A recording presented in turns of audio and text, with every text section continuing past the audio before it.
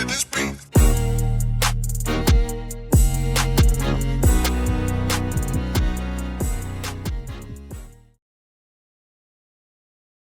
Welcome to another episode. Welcome to another episode of Gamecocks Talk with Captain Will. I am your man, Captain Will. Make sure you like, make sure you share, and make sure you subscribe to Gamecocks Talk with Captain Will so I can continue to bring you that gospel of Gamecocks every single day. Ladies and gentlemen, you're now rocking with the best. And since you're rocking with the best, come rock with your man, Captain Will. I want to thank everyone for tuning in.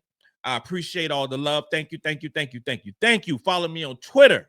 Follow me on Twitter at Gamecocks Talk. Follow me on Instagram at Gamecocks Talk with Captain Will. And wherever you get your podcast, you can find this amazing show, Gamecocks Talk with Captain Will. We got a good one today, y'all. We are recapping six things that went wrong versus North Carolina State. We won by 14 points. We are the unanimous number one overall team in the land of college basketball. We're 2-0. We played a top level team in North Carolina State. We played a team in Michigan that is very close to being ranked. But when you start out with a tough schedule, you're going to see some flaws in your game. You're going to see some warts. You're going to see some things that's popping up everywhere. So we have some issues on this basketball team through two games. We got Coppin State on Thursday. Coppin State is the congratulations. It's the championship parade, if you will, at Colonial Life Arena. The ladies are getting their championship rings. The banner is being raised. It's going to be all pomp and circumstance for South Carolina women's basketball, and we will win handedly. We will win handedly versus a Coppin State HBCU team from B. Moore. But make no mistake about it. With a Coppin State, with a East Carolina, things have to change. Things have to get back to normal. And we had some normalcy that happened versus the North Carolina State game, but we still had way too many turnovers. The South Carolina women's basketball team does not get that many turnovers in a basketball game. Last season, we were 27th in the country in turnovers, averaging 13 turnovers per game. Last season, we were stellar in taking care of the basketball. That was one of the reasons why we won a championship, because we didn't commit many turnovers. This season so far in 2025, we are 79th in the nation in turnovers. Now, when I go through these stats and these analytics that I'm talking about, it's only 2 games in. And you have some teams that's played 3 games. You have some teams that has played absolutely nobody to start out the regular season. No one. So take it with a grain of salt when comparing, we're 79th in the nation in this or whatever in this, because what I'm focusing in on are the overall numbers. Versus North Carolina State, we had 20 turnovers. Of those 20 turnovers, Joyce, the freshman phenom, committed 8 of them. Of those 20 turnovers, MiLaysia Fulwiley had 3. Now, 3 turnovers in a basketball game by MiLaysia Fulwiley is not a huge amount, but 8 turnovers in a basketball game by the one and only Joyce Edwards is a lot.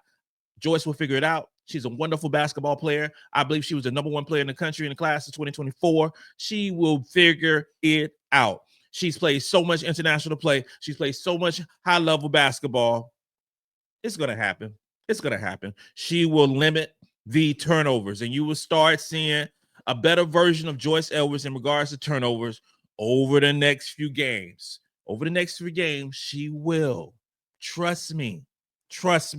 And MiLaysia Fulwiley with the 3 turnovers, I can't nitpick what she did on the offensive end when we talk about points and when you get 18 minutes and you get 18 points, but you also had 18 minutes and you had 3 turnovers. So we love, and I'm on I'm on the front of the cheerleading squad talking about MiLaysia Fulwiley, but she has to find a better way to take care of the ball. And for the season, MiLaysia Fulwiley, I think it has 5 turnovers for the season. Now versus Michigan, I think she only played 11 minutes and had 2 turnovers. So she's got to take care of the ball better. That is it in a nutshell. She's still trying to figure it out as well. And it's going to get better. Come on. It's going to get better. The second thing that goes hand in hand with the turnovers is the assist to turnover rate.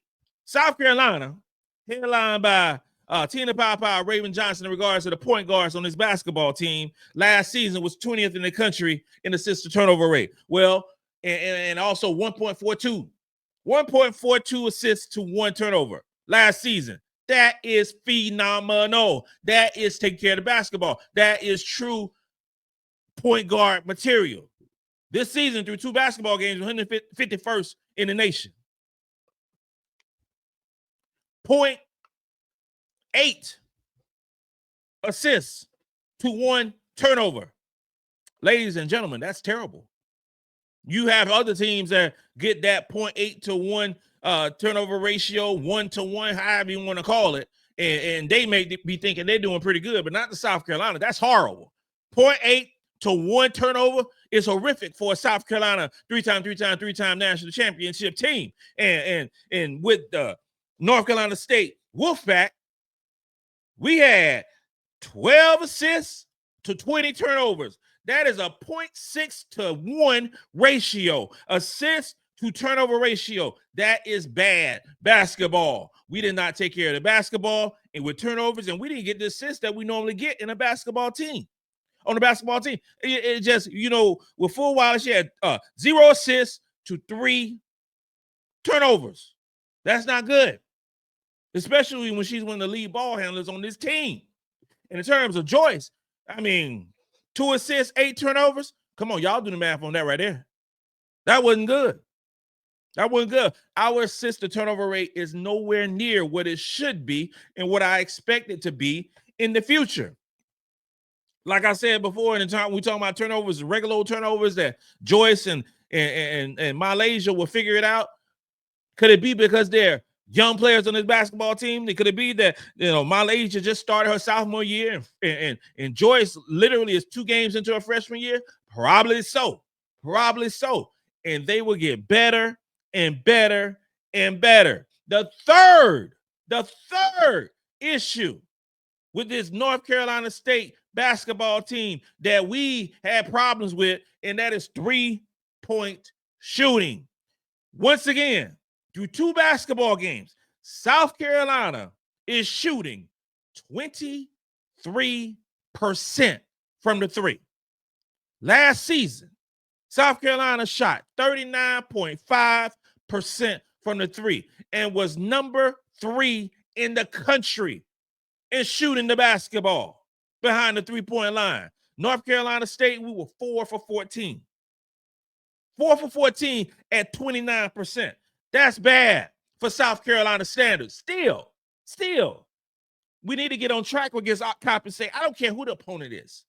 Because I'm tired of seeing the headlines of a LSU, of a UConn, or of a Notre Dame, or whoever the team may be, when they're talking about their players doing all this, that, and the third, and they playing Division II schools, and they talking about the points and the rebounds and the doubles and the threes and all that stuff. Well, we got Coppin State on Thursday. I want to sit out on Thursday night, on Friday morning, whatever case it may be, when I post this show, and have my chest out talking about the same thing. Sunday against East Carolina, I want to do the same thing. We got to get back to shooting the basketball well. First off, I thought we shot 2 less threes. We only shot 14. Now against Michigan, we shot 27. My sweet spot is 23 3-point attempts per basketball game. That's my sweet spot. That's what I want. Last year, I think we shot 17 per game. I want more threes. But we got to hit them. And right now, 29%. 29% from the three against North Carolina State. That ain't good. And we had Raven Johnson, who shot 0 for 2 from 3, 0 for 7 for the young season right now for Raven Hollywood Johnson. But a lot of folks are DMing me saying, yo, Cap, Raven's stock is dropping in WNBA draft. Like, whoa. Okay, this is the same young lady that shot 44% from the field last season and shot 35% for 3 last season. Okay, she can shoot the basketball. She just is not shooting the basketball right now. It's through 2 games. Now, if she shoot the lights out on Thursday and on Sunday, okay, what we're going to say then? Raven can shoot the basketball. I thought we was done with this narrative about Raven can't shoot. She shot 44% and 35% from 3 last season. Juju Watkins, who's on every damn commercial, every endorsement, shot 31% from 3. 31% from the 3-point line last season. 42% from field last season. And we talk about Raven Johnson can't shoot. She just don't shoot 23 times like Juju Watkins do. But come on, make no mistake about it. She can shoot the damn basketball. Come on now. Give us some credit now. I'm tired of all this hateration going on Raven Johnson now in terms of free throw shooting. In terms of free throw shooting, I don't know what we're doing shooting the ball at the free throw line right now. We are literally shooting 59% from the free throw line, which is worse than we shot last season at 69%. I knew we were going to shoot better from the free throw line. As of right now, through 2 basketball games, the sample size is very small. We have to say that. The sample size is very small, and I believe it's going to get better and better. I think this should be a good free throw shooting team. I think so. But against North Carolina State, we was only 3 for 6 with 50%. First off, 6 free throws in a physical game like that, we only shot 6 free throws? What? That's crazy. That's crazy. I don't get it. And Fulwiley was 1 for 3 from the free throw line, which is anomaly because she's a 78% free throw shooter from the line last season. So she can hit her free throws. I'm not concerned about that. The fifth reason, defensive field goal percentage. South Carolina was number 1 in the nation last season at 32%. 32% from defensive field goal percentage across the country. Right now, we're allowing 36%. Now, you might say, Captain Will, you talking about 32%, 36%. It's only 4% difference. Well, it makes a lot of difference. It makes a lot of difference. That's the difference between 1st in the nation and 69th in the nation. Carolina does not allow opponents to shoot a good percentage. And North Carolina State shot a good percentage. They shot 42% from the field, a total of 22 from 53 from the field in this basketball game. That's not Carolina basketball. It is not. Some of the girls got hot. I understand that. Zamara Jones, Jam Jones, I really love her as a basketball player. I mean, she shot, 5 for 7, 4 for 7 from the 3-point line. Overall, she shot 6 for 15, but she got hot from the 3, which brings me up to the defensive 3-point percentage. Carolina, Jones was balling. North Carolina State as a whole shot 6 for 15 and 40% from 3. Last season, Carolina shot, the opponent shot 27% from 3. 27% from 3. Through this season, it's 34%. We got to get, y'all see some of these open threes and see some of these girls are getting. Y'all see it. We got to get more aggressive. Not against North Carolina State, we was more aggressive than we were against Michigan. And North Carolina State just played out of their mind offensively at field goal percentage and 3-point percentage. That ain't the way they normally shoot, y'all. If that's the first time you see North Carolina and South Carolina play, that is not the normal way that North Carolina State shoot. It is not. But they shot the ball well against Carolina. Now, we still won by 14 points. They shot the ball well. We didn't shoot behind the 3 as well. Field goal percentage overall, we were 50%. That's Carolina basketball.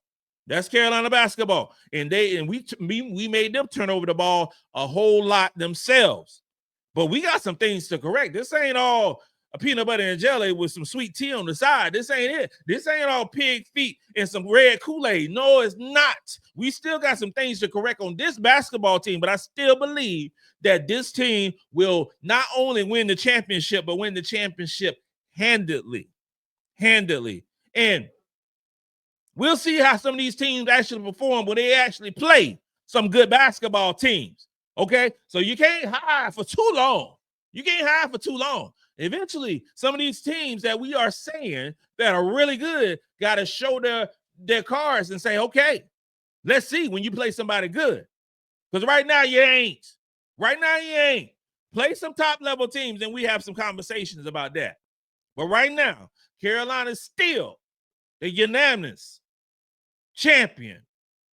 Carolina's still the number 1 overall seed, the number 1 bestest of all time in the country right now for the three-time national champions as we take on Coppin State on Thursday. This concludes another episode of Gamecocks Talk with Captain Will. I am your man, Captain Will. Make sure you like, make sure you share.